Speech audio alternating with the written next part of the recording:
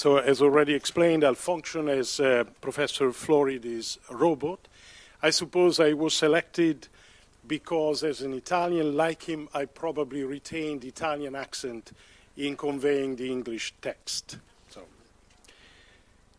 artificial intelligence and robots continue to make news. Alarmist headlines used to be about some kind of Terminator developing in the future to dominate and enslave us like an inferior species. They are now about tireless machines that, like slaves, will make us redundant, replacing and outperforming us more efficiently and cheaply than we can ever be. This is not science fiction.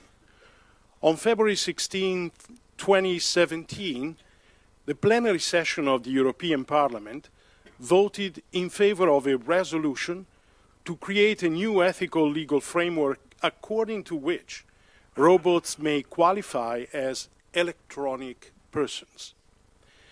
The Commission does not have to follow the Parliament's recommendations, but if it refuses, it will have to explain why. On February 17th, in an interview with Quartz, Bill Gates, Microsoft co-founder, suggested that there should be a tax on robots. Regulating robots is a very reasonable idea. Today we live on life, spending increasing amount of time inside the infosphere. In this digital ocean, robots are the real natives. We scuba dive, they are like fish. So robots of all kinds are going to multiply and proliferate, making the infosphere even more their own space.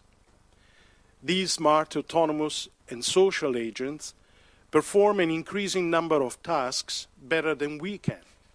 Some of them are already among us. Others are discernible on the horizon, while later generations are still unforeseeable. The solutions that have already arrived come in soft forms, such as apps, webbots, algorithms, and software of all kinds, and hard forms, such as robots, house appliances, personal assistants, smart watches, and other gadgets. In healthcare, for example, robots and AI solutions are joining nurses, doctors, social workers, technicians, and experts, such as radiologists, by helping perform functions that just a few years ago were considered off-limits for technological disruption. Cataloging images, suggesting diagnosis, monitoring, and even moving patients, interpreting radiographies, controlling insulin pumps, extracting new medical information from huge data sets, and so forth. Many trivial, routine tasks will be performed automatically either by artificial intelligence or by people aided by artificial intelligence. This is good news.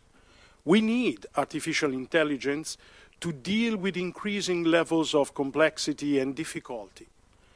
With an analogy, we need to remember that the best chess player is neither a human nor a computer, but a human using a computer.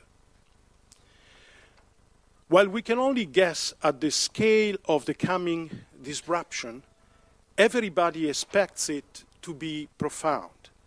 Any job in which people serve as mental interfaces, for example, adjusting the dose of a medication for a patient, is now at risk. Yet new jobs will appear because we will need to manage and coordinate artificial intelligence solutions. For example, someone will need to ensure that the data collected by insulin pumps and by smart apps are properly combined in order to improve the healthcare provided and the technologies of the future. What's more, many tasks will not be cost-effective for AI applications. The world never changes at the same pace. In some places, nurses will be irreplaceable for many routine tasks, while in others, they may coordinate and direct semi-autonomous robots through smart tables and apps. And some old jobs will survive through even when a machine is doing most of the work. A doctor who delegates some routine tasks to a smart digital assistant will simply have more time to focus on other things, such as prevention. Jobs that were economically not viable until yesterday will become viable. Finally, other tasks will be delegated back to us, the patients, to perform them as users, such as testing for blood pressure, something trivial and routine in many countries, but still impossible in others. Another source of uncertainty concerns the point at which artificial intelligence will no longer be controlled only by a guild of scientists, technicians, and managers. Still relying on the healthcare example, what will happen when AI becomes democratized and a digital doctor is available to millions of people on their smartphones or other devices? As Elena Bonfiglioli and Matthias Ekman recently wrote, quote, "As you think innovation in health, you want to think about how to scale the adoption of systems of intelligence, making them accessible in more intuitive ways. The vision of artificial intelligence as conversations will empower intelligent health experiences that mirror the way people collaborate and interact with one another, and the way machines proactively understand our intent.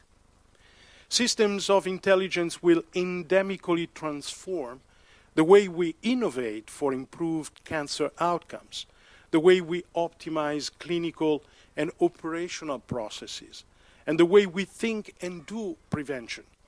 So what if people across the healthcare continuum would collaborate and use machine learning to come up with ways to catch cancer earlier and improve outcomes for patients?" End quote. We should investigate how we are going to socialize such systems of intelligence and how we shall best adopt them and adapt to them from an ethical perspective, because many solutions are far from inevitable and some may be preferable to others and, in fact, should be privileged. There is no dystopian science fiction scenario. Brave New World is not coming to life, and the Terminator is not lurking just beyond the horizon either. There is a good chance that Satya Nadella, Microsoft CEO, may be right when he remarked, quote, "Humans and machines will work together, not against one another. Computers may win at games, but imagine what's possible when humans and machines work together to solve society's greatest challenges, like beating diseases, ignorance, and poverty," end quote. But there are, of course, risks and challenges in how we shall develop and socialize artificial intelligence systems and how we should tackle them now to ensure that individual and social benefits are maximized. Quoting Nadella once more, quote, "The most critical next step in our pursuit of artificial intelligence is to agree on an ethical and empathic framework for its design," end quote. Add machine learning to artificial intelligence and robotics, mix these ingredients with the internet, the web, smartphones and apps, cloud computing, big data, and the Internet of Things, and it becomes obvious that there is no time to waste. We are laying down the foundations of the mature information societies of the near future. So we need new ethical solutions for the infosphere to determine which forms of artificial agency and interactions we like to see flourishing in it. Against this background, one can look at the normative initiative taken by the European Parliament or the debate that has followed Gates' suggestion with a mixed sense of excitement for the aspiration, but with disappointment also for its implementation. For there is too much fantasy about speculative scenarios and too little imagination in designing realistic solutions that could work well. Consider two key issues: jobs and responsibilities. Jobs. Robots replace human workers. Retraining unemployed people was never easy, but it is more challenging now that technological disruption is spreading so rapidly, widely, and unpredictably. Today, a bus driver replaced by a driverless bus is unlikely to become a webmaster, not least because even the job is at risk of automation. There will be many new forms of employment in other corners of the infosphere. Think of how many people have opened virtual shops on eBay. But these will require new and different skills. So more education and a universal basic income may be needed to mitigate the impact of robotics on the labor market, while ensuring a more equitable redistribution of its economic benefits. This means that society will need more resources. Unfortunately, robots do not pay taxes. And it is unlikely that more profitable companies may pay more taxes to compensate for the loss of revenues. So robots cause a higher demand for taxpayers' money, but also a lower supply of it. The problem is exacerbated by the fact that people with low income purchase cheap goods, those produced more efficiently by increasingly robotized processes. How can one get out of this tailspin? The report correctly identifies the problem, but its original recommendation of a robotax on companies that employ robots may be unfeasible for what exactly counts as a robot if you need to pay a tax on it. And it's also counterproductive, for a robotax would disincentivize innovation. So the final text approved by the European Parliament shuns the recommendation, but does not offer an alternative solution to the revenue problem. Second issue is the issue of responsibilities. If a robot breaks the window of my neighbor, who is responsible? The company who produced it, the shop who sold it, I, the owner, or the robot itself? If the robot has become completely autonomous through a learning process and is now capable of intelligent-looking actions. In this case, too, the report identifies the issue.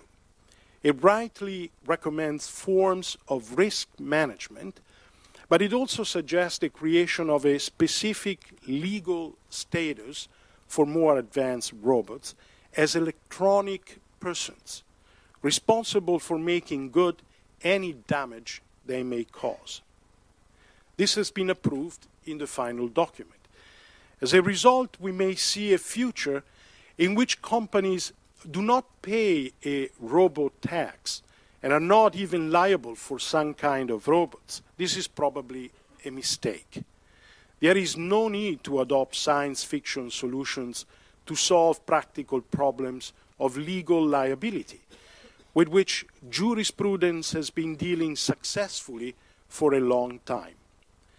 If robots become one day as good as human agents, we may adopt rules as old as Roman law, according to which the owner of an enslaved person was responsible for any damage caused by that person. The principle of respondeat superior. As the Romans already knew, attributing some kind of legal personality to robots would lessen the responsibility of those who should control them. Not to speak of the counterintuitive attribution of rights. For example, do robots as electronic persons have the right to own the data they produce? Should they be liberated?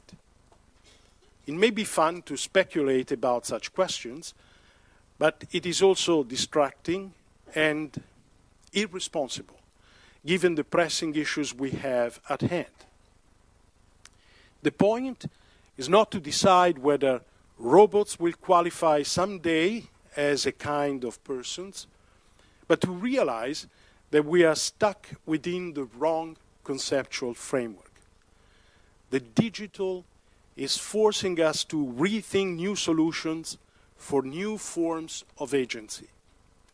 While doing so, we must keep in mind that the debate is not about robots, but about us, who will have to live with them, and about the kind of infosphere and societies we want to create. We need less science fiction and more philosophy.